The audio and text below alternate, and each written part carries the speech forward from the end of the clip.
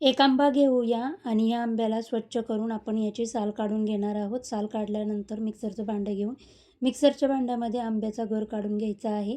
1 वाटी ओल्या नारळाचा कीस घेतलेला आहे, तो आपण मिक्सरच्या भांड्यात काढून त्यामध्ये पाव वाटी साखर टाकून घेऊया आणि मिक्सरला एकदम बारीक असं वाटून घ्यायचं. वाटलेलं मिश्रण एका पॅनमध्ये काढून त्यामध्ये अर्धी वाटी मिल्क पावडर टाकून घेऊया. 1 वाटी आणि पाव वाटी दूध टाकून घेतलेला आहे. अर्धा चमचा विलायची पावडर टाकून हे सर्व मिक्स करून आपण हा पॅन गॅसवर ठेवणार आहोत आणि एकसारखं हलवून घट्ट असा गोळा होईपर्यंत आपण हे परतून घ्यायचं आहे. परतत असतानाच यामध्ये मी 1 चमचा साजूक तूप टाकून घेतलेला आहे आणि हे मिश्रण मी पॅन सोडेपर्यंत छान असा गोळा होईपर्यंत परतून घेतलेला आहे. परतलेलं मिश्रण तूप लावलेल्या ताटात काढून थापून घेऊया.